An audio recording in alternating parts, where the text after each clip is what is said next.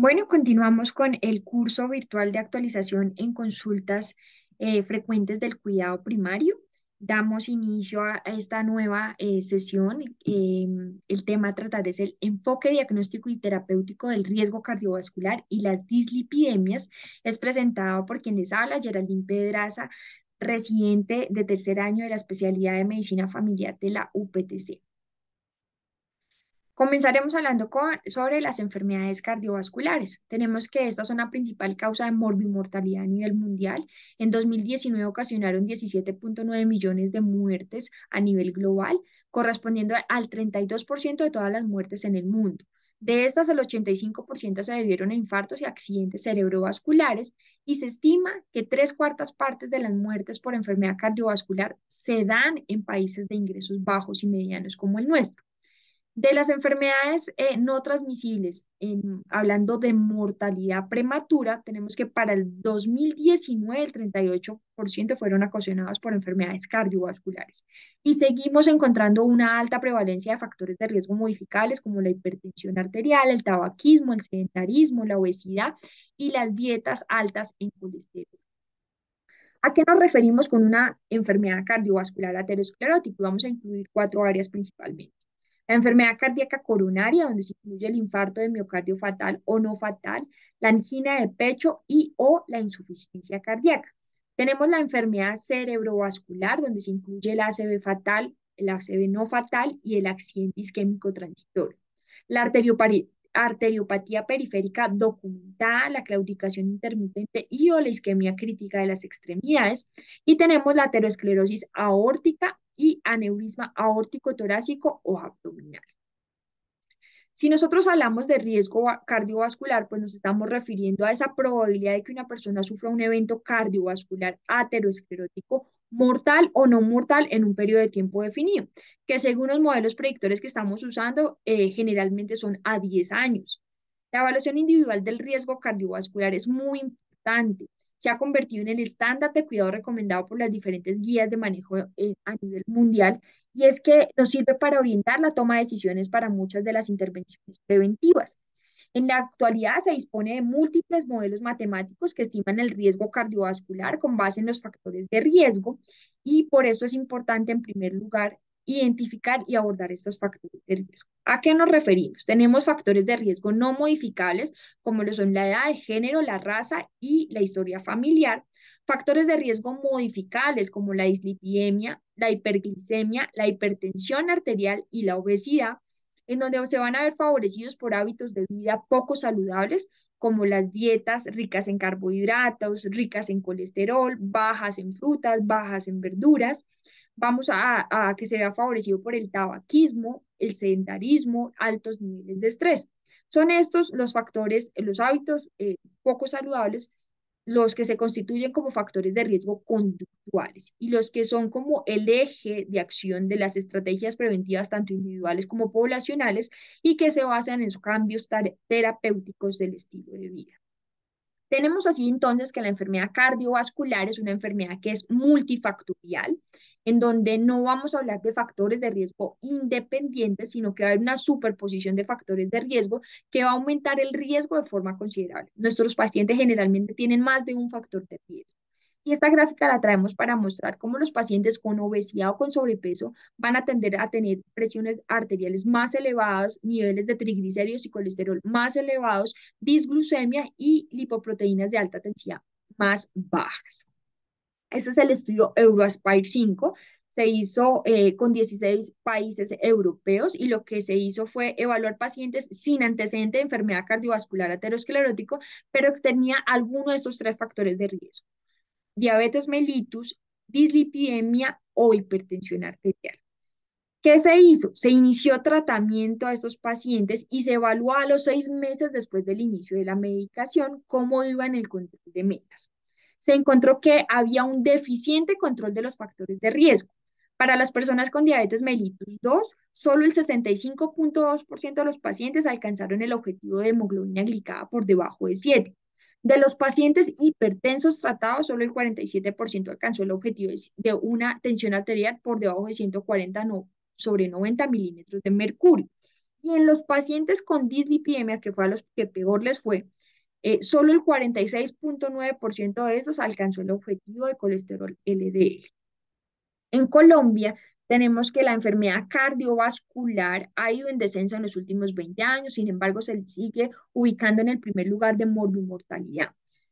Pero cuando hacemos la misma comparación acá, los estudios han demostrado que aproximadamente solo el 50% de los pacientes, tanto en prevención primaria como en prevención secundaria, logran los objetivos de colesterol LDL según el riesgo cardiovascular.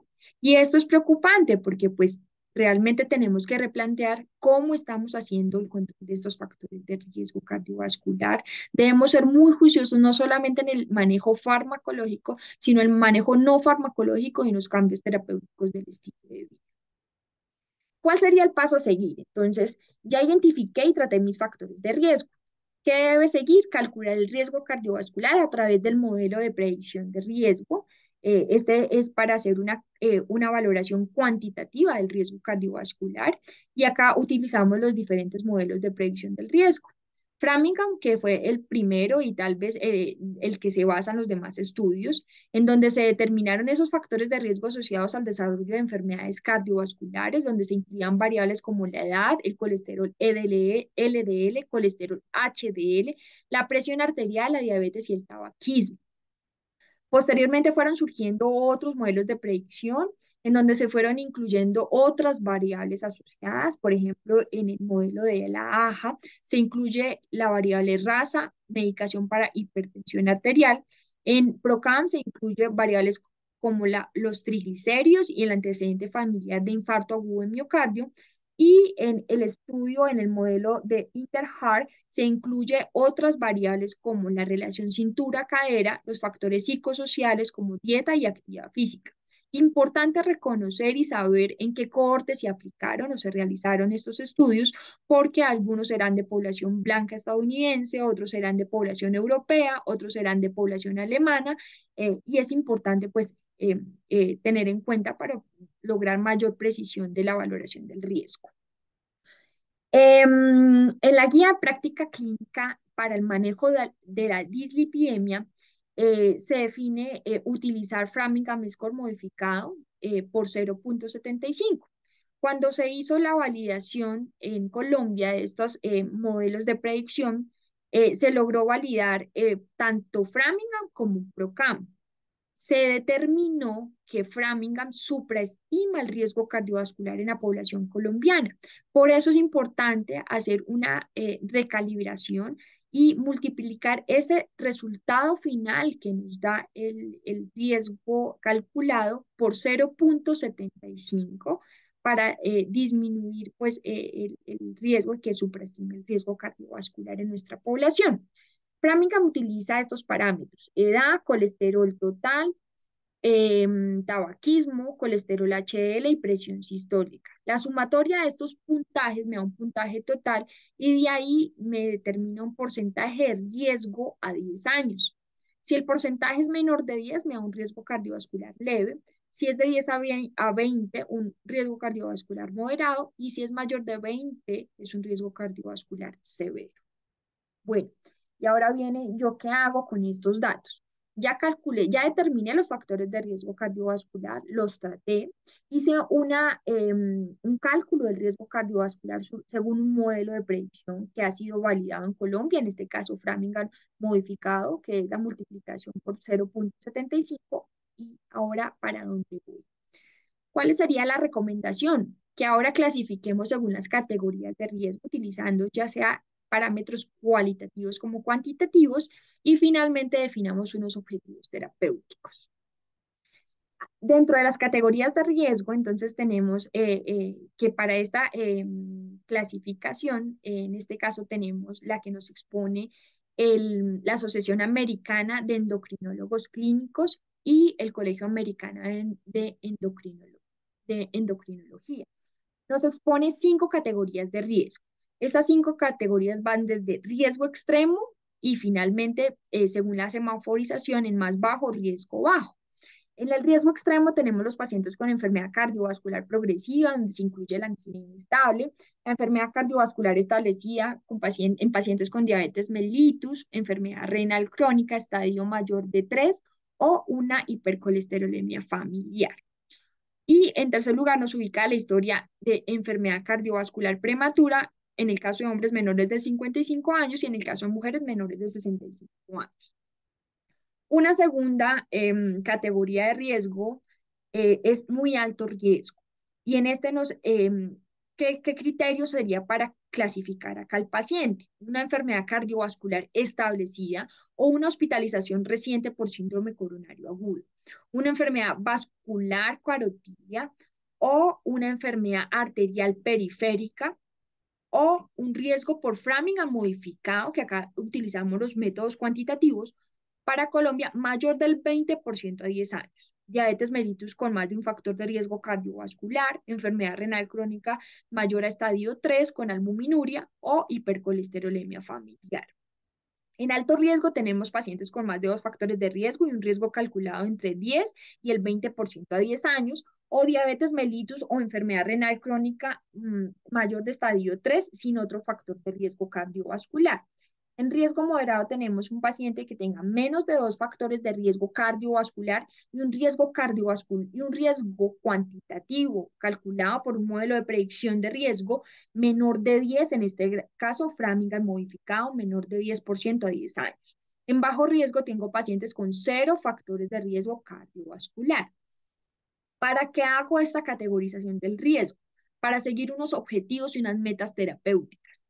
Estos objetivos de tratamiento principalmente se basan en el colesterol LDL y en los triglicéridos. El colesterol LDL para riesgo extremo debe estar debajo de 55, para muy alto riesgo menor de 70, para alto riesgo menor de 100, asimismo para riesgo moderado y para riesgo bajo menor de 130, que nos incluye para las cinco categorías de riesgo unos triglicéridos por debajo de 150.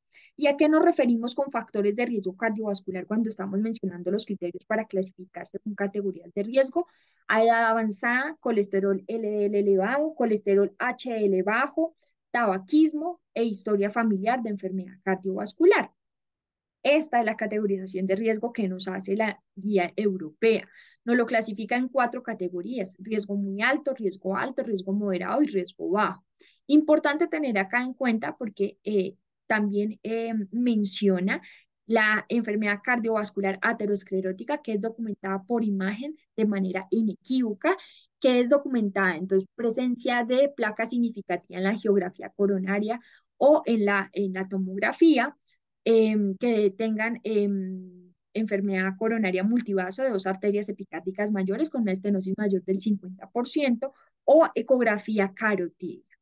Importante tener en cuenta que estas categorías de riesgo para la guía europea utilizan la estimación de riesgo cuantitativo por el modelo de SCORE.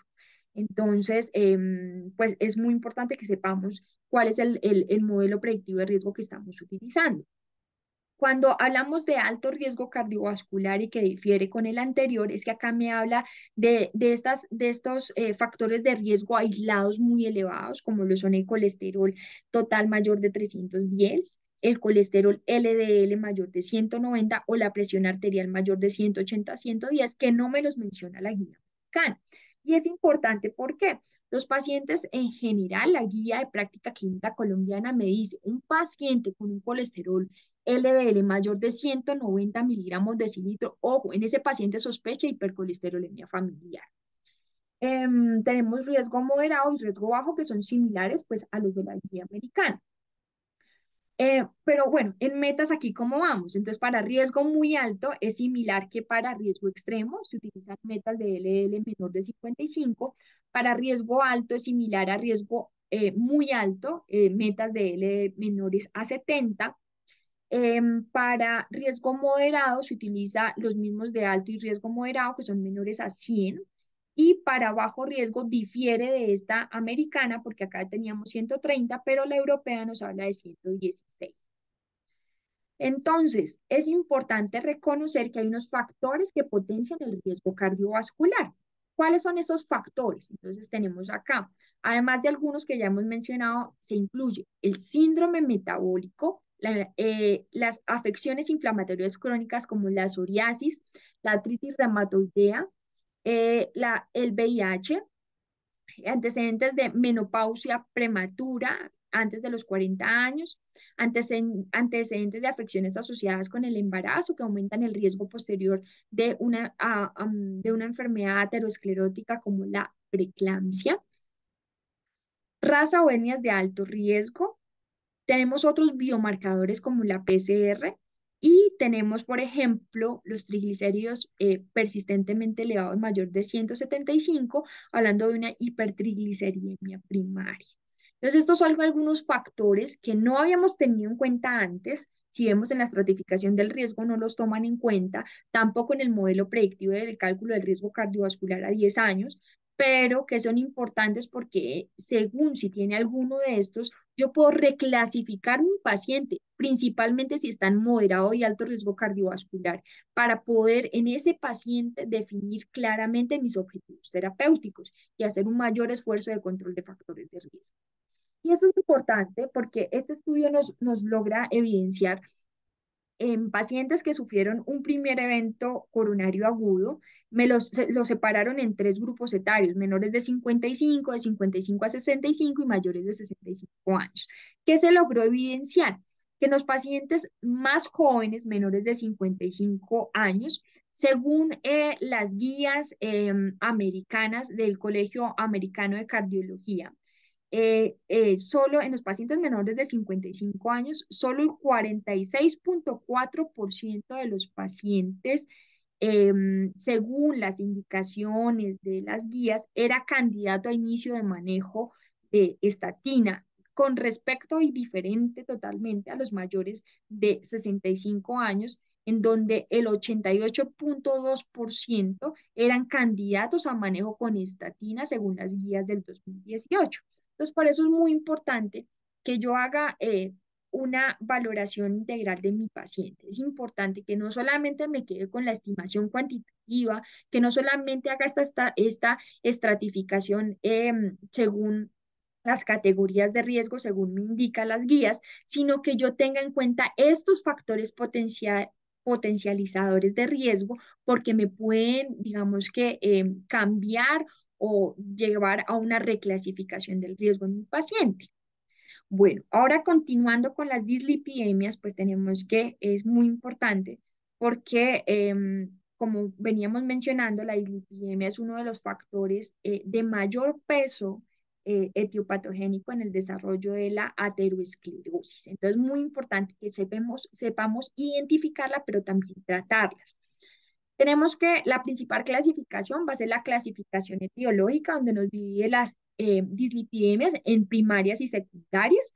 Las primarias principalmente con un componente genético y las secundarias que pueden ser secundarias a enfermedades, medicamentos o a hábitos poco saludables. Tenemos que dentro de las primarias, principalmente pueden ser solo hipertrigliceridemias primarias, hipercolesterolemias primarias, pueden haber dislipidemias mixtas o basados en un HDL bajo.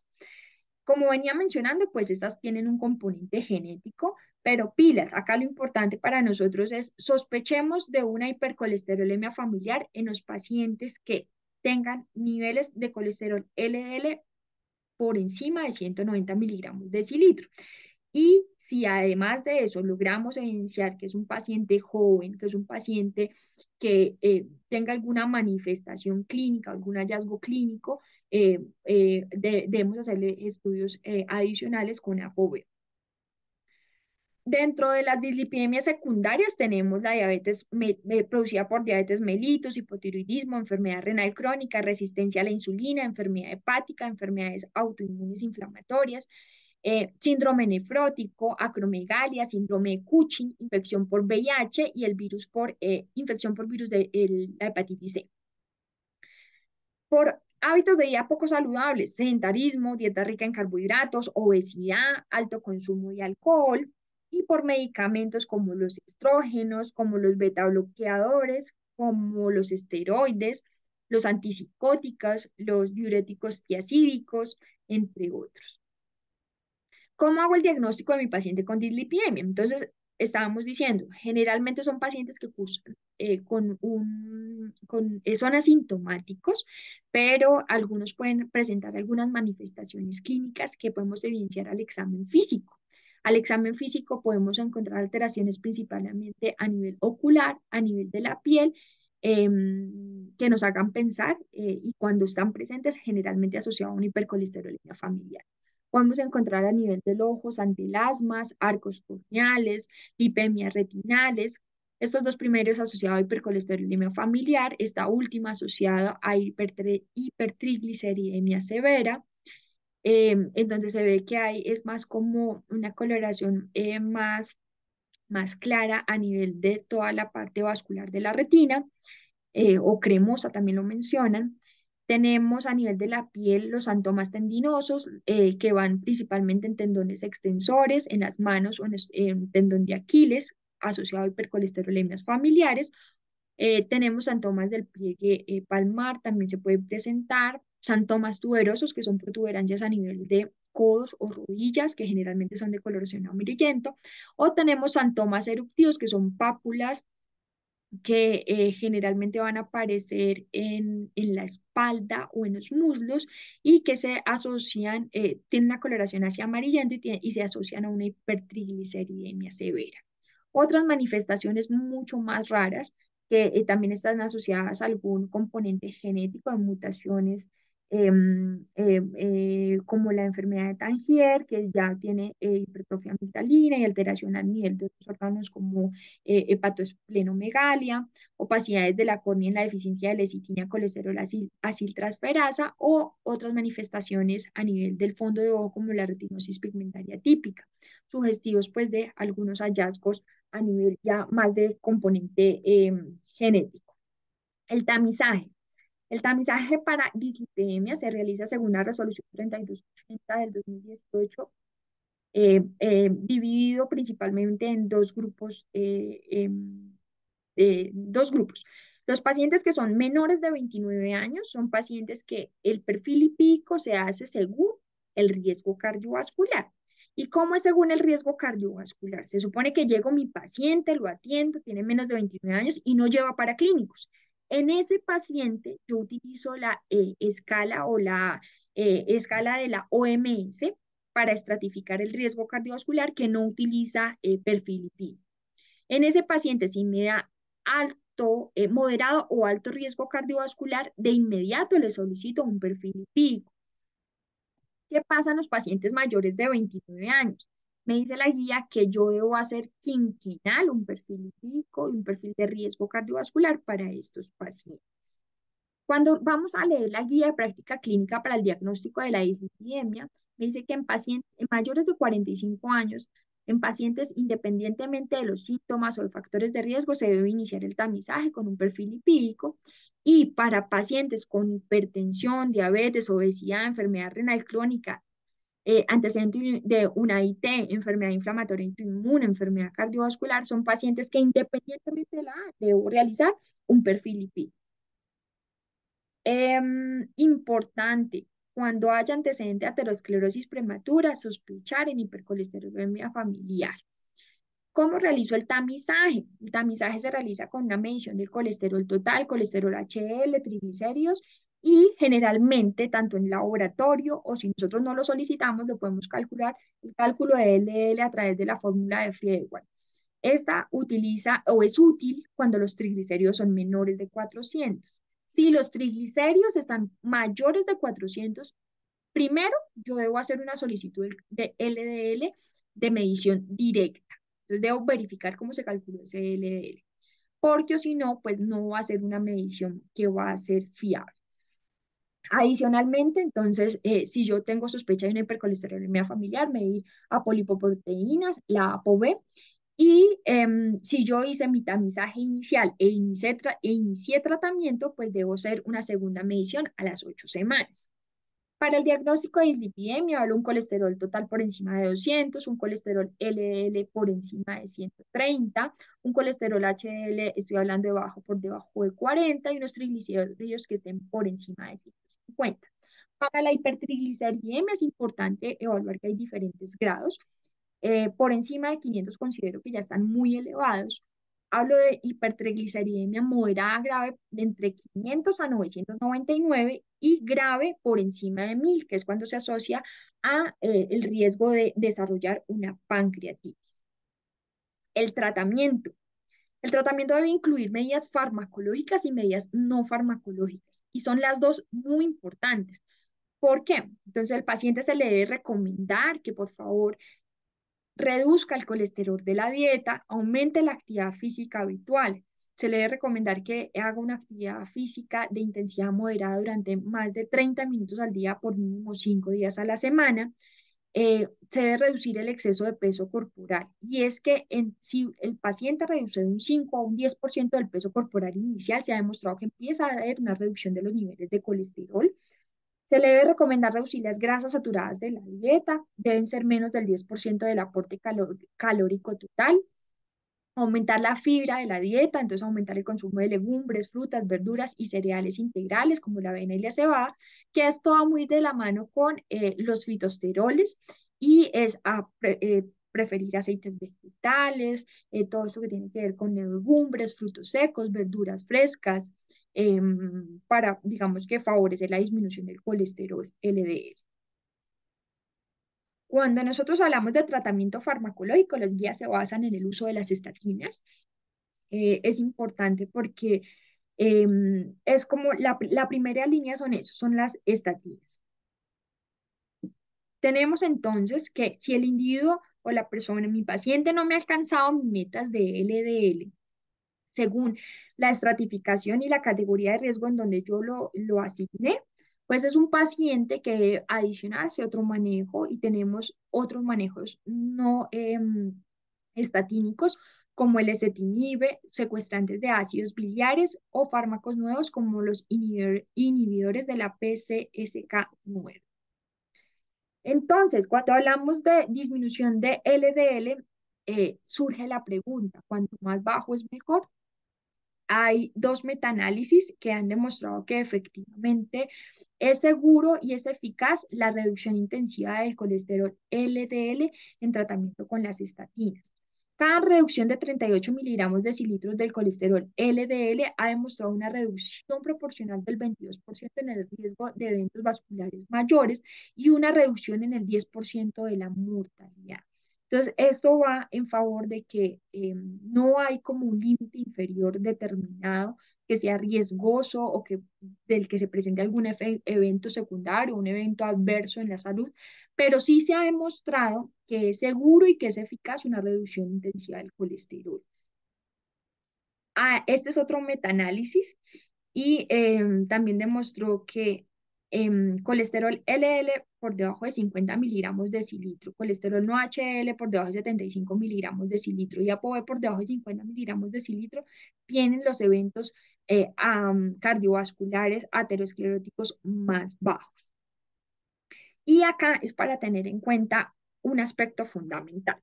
Y es que si yo tengo mi paciente que le inicia un manejo con estatina, que le inició una de baja intensidad y la fui adicionando para llegar a moderada y alta intensidad, pues es importante tener en cuenta que al doblar la dosis de la estatina, yo no obtengo el doble de resultado en reducción del colesterol LDL, sino que al doblar la dosis del de la estatina, yo logro es una reducción del 6% del colesterol LDL, que surge igual que si vuelvo y doblo la dosis de la estatina, logro otra reducción del 6%, y si llego a la dosis máxima, que es la de alta intensidad, logro otro 6% de reducción, pero no se va doblando la reducción, sino solamente se reduce un 6% adicional.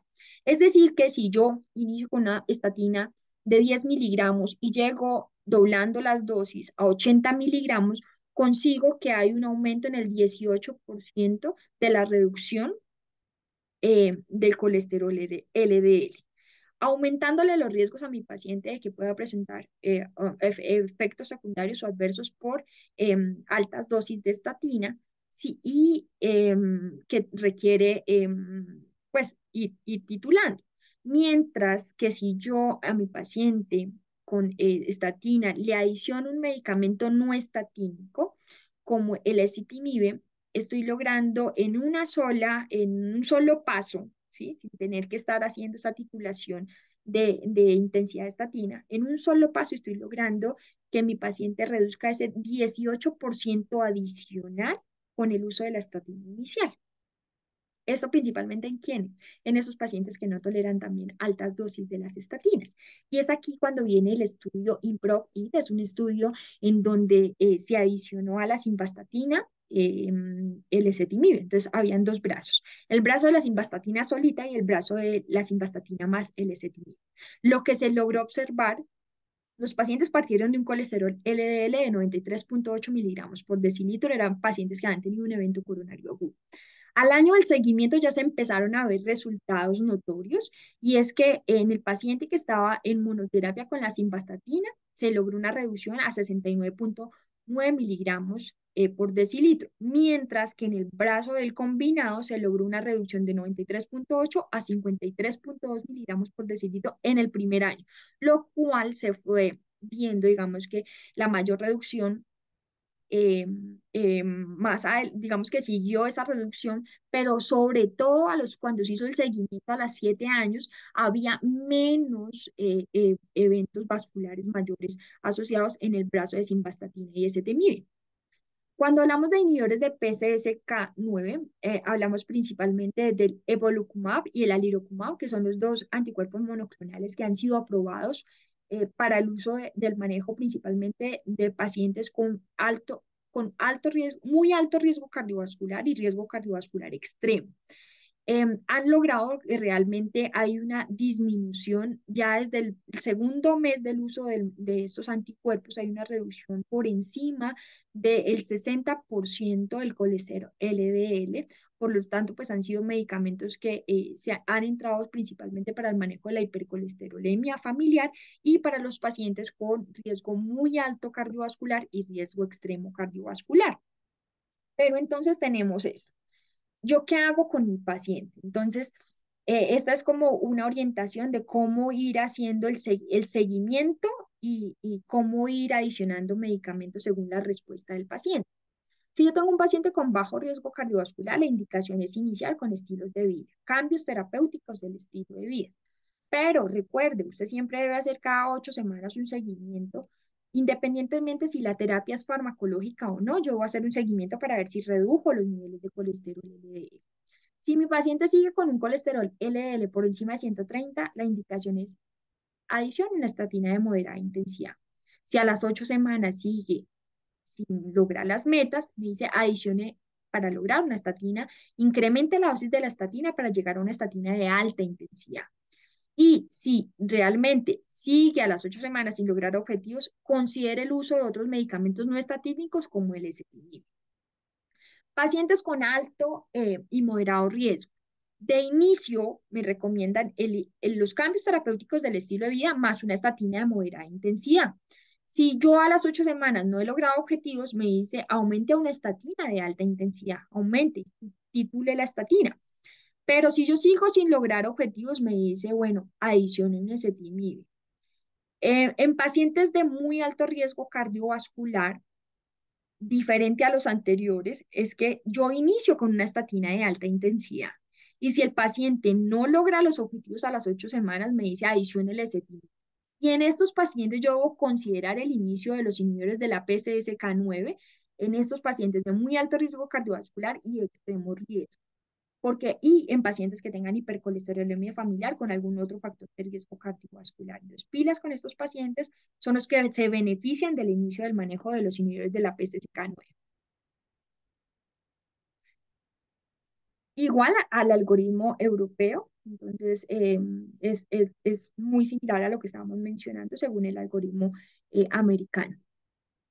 Entonces, cuando estábamos hablando de estatinas de baja intensidad, moderada intensidad y alta intensidad, ¿a qué me refiero? Baja intensidad en nuestro medio, principalmente tenemos la lovastatina de 20 miligramos, la simvastatina de 10 miligramos, principalmente. ¿Cuánto logran una reducción del LDL? En un 30% del LDL basal. Las de moderada intensidad, principalmente lovastatina de 40 miligramos, simvastatina de 20 a 40 miligramos, atorvastatina de 10 a 20 miligramos, rosuvastatina de 5 a 10 miligramos. Logran una reducción entre el 30 y el 50% del colesterol LDL. Las de alta intensidad, tenemos acá principalmente estas dos, rosuvastatina de 20 y 40 miligramos y atorvastatina de 40 y 80 miligramos. Estas me logran una reducción por encima del 50% del colesterol LDL. Entonces, para tener en cuenta cuando estamos hablando en la titulación, qué inicio y qué continuo. Cuando miramos acá, tenemos que el ezetimibe me logra una reducción adicional del 12 al 17%, adicional al que la estatina ya me había logrado.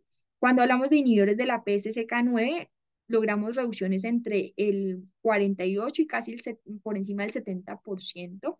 Estos en pacientes que adicionalmente están en manejo con la estatina. Bueno, en cuanto a las estatinas, entonces tenemos que su forma farmacéutica principalmente son tabletas de 10, de 20 y de 40 miligramos. Debe ser una dosis inicial de 10 miligramos, dependiendo, individualizado, dependiendo del riesgo cardiovascular de mi paciente. ¿En quienes se recomienda inicio gradual, inicios a bajos dosis, pacientes frágiles, adultos mayores, con polifarmacia, con riesgo de que me haga algún efecto adverso? Los ajustes se deben hacer cada 4 semanas o más. Las dosis máximas de 80 miligramos una vez al día. Se debe administrar en dosis única diaria con o sin alimentos y preferible en la noche para que tenga, pues por lo mismo de que la síntesis, toda la parte de la síntesis de colesterol se da en la noche.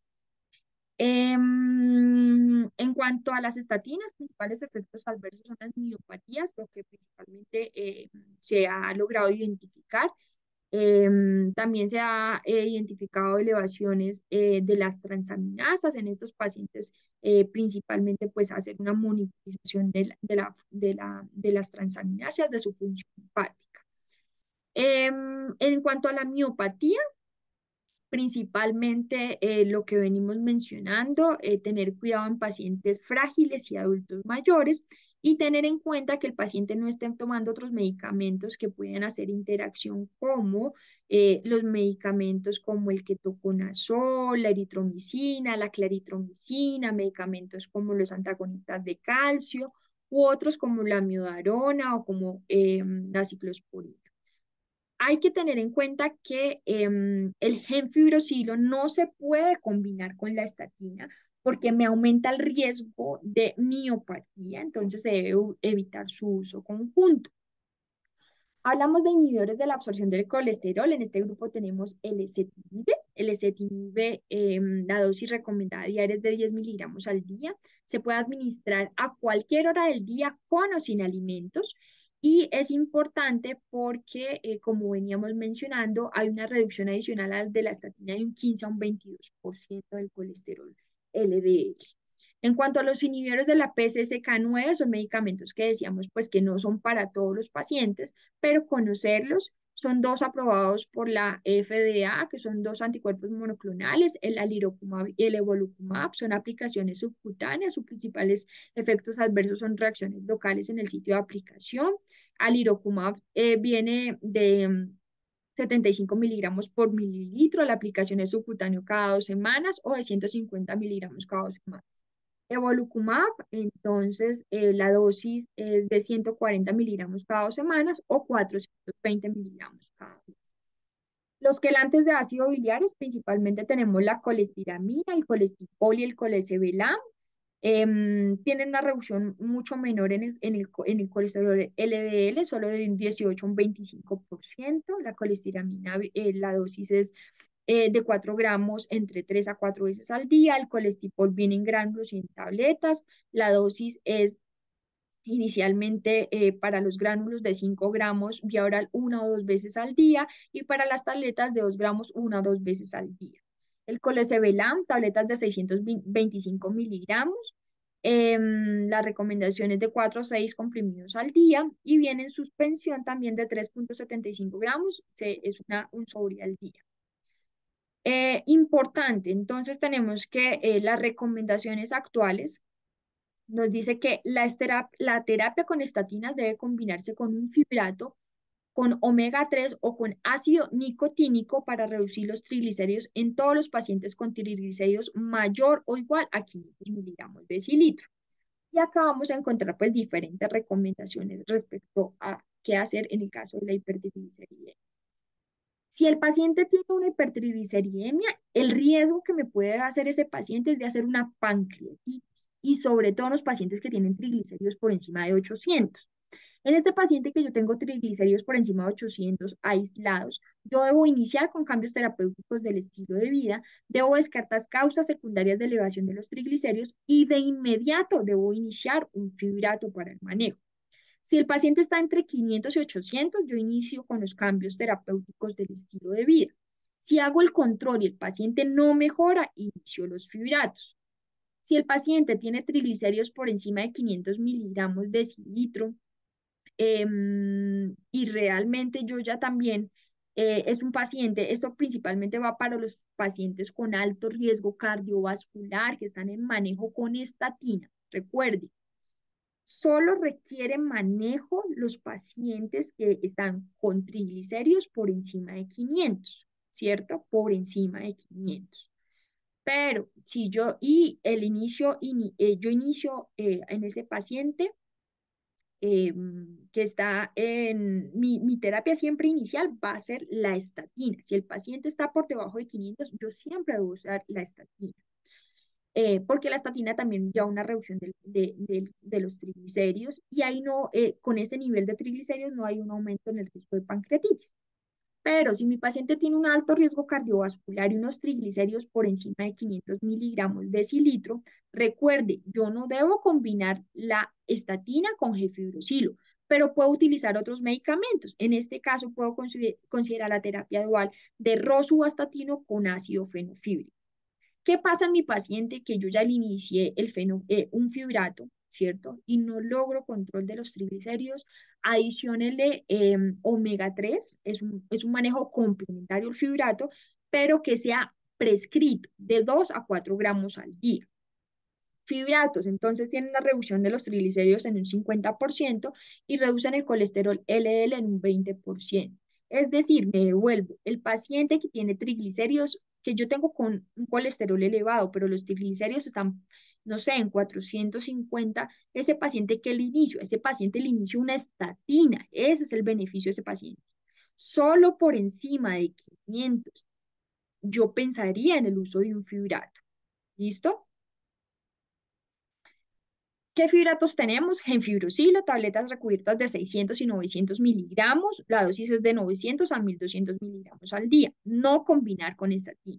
Ácido fenofíbrico, viene cápsulas de 135 miligramos. Dosis es una cápsula al día. Fenofibrato, cápsula de 200 miligramos y cápsulas de liberación prolongada de 135 miligramos. La dosis es 200 miligramos una vez al día. Ciprofibrato, tabletas de 100 miligramos. La dosis es de 100 miligramos después de la comida. Decíamos, también podemos usar el ácido nicotínico. Este viene en tabletas de 500, 750 y 1000 miligramos. Debe haber una dosis de titulación. Las primeras 4 semanas es 500 miligramos al día. De la semana 5 a la 8, un aumento a 1 gramo al día y luego se debe titular hasta los 2 gramos al día. Otros medicamentos como el ácido bempedoico, lomitapide, mipomercen, son medicamentos que se han usado de preferencia en los pacientes con hipercolesterolemia familiar, para que nosotros sepamos y los conozcamos. ¿Y qué hacer en el paciente con dislipidemia y que es un adulto mayor? Si el paciente es un paciente para prevención secundaria, se beneficia de igual forma que los pacientes jóvenes en el manejo con estatina. Si es para prevención primaria, yo voy a mirar si mi paciente es menor o es mayor de 75 años. Si es menor de 75 años, de acuerdo con el nivel de riesgo que tenga el paciente. Pero si es mayor de 75 años, pues realmente ya es una recomendación 2B el inicio de la estatina. ¿Qué hemos logrado evidenciar? Eso es también un metaanálisis de ensayos clínicos controlados, aleatorizados, y se logró evidenciar que para pacientes principalmente en prevención secundaria, eran pacientes que se beneficiaban. Es seguro y eficaz el uso de la terapia con estatina en los desenlaces de eventos vasculares mayores, muerte cardiovascular, infarto agudo de miocardio, un evento cerebrovascular o una revascularización coronaria, sin presentar mayores efectos adversos o efectos secundarios asociados. Entonces, en estos pacientes se demostró que pues realmente el paciente mayor de 75 años es efectivo y es seguro el uso de la estatina para reducir los niveles de colesterol LDL, sobre todo en pacientes para prevención secundaria. Seguimiento, entonces yo hago mi perfil lipídico de inicio y debo hacer el control una vez está un tratamiento farmacológico o no farmacológico. El seguimiento es de 6 a 8 semanas hasta alcanzar metas. Si alcanzo metas, el seguimiento es de 6 a 12 meses. Y es importante siempre, digamos, que yo quiera mirar, uno, el comportamiento de ese perfil lipídico en mi paciente, en que no logre metas o que yo quiera repetir un perfil lipídico. Entonces, pilas. El paciente que no logra metas, evalúe la adherencia del paciente, evalúe el control metabólico, mire qué medicamentos está consumiendo adicionalmente al paciente, mire si hay un aumento en el peso. Yo cuando puedo medir un nuevo factor, un nuevo perfil lipídico y hacer una reclasificación de mi riesgo en un paciente con un nuevo factor de riesgo para enfermedad cardiovascular aterosclerótica, en un paciente que haya tenido un cambio inesperado en cualquier parámetro lipídico. Entonces, si yo debo hacer un ajuste farmacológico, debo volver a tomar a reiniciar este esquema de seguimiento. Y si hay una nueva evidencia a favor de control más estricto, pues debo hacer ajustes al manejo farmacológico. Pacientes con mialgias, adulto mayor, frágil, em, pilas porque ese paciente le puede hacer una miopatía. Entonces, hagámosle medición de la CK para pues evaluar si hay miopatía o debilidad significativa que no está siendo pues algo secundario el uso de la estatina. Eso es todo. Muchas gracias. Por favor, los invitamos a que respondan las preguntas relacionadas con el tema y muchas gracias por haber participado y haberse hecho presente pues en esta charla. Muchas gracias.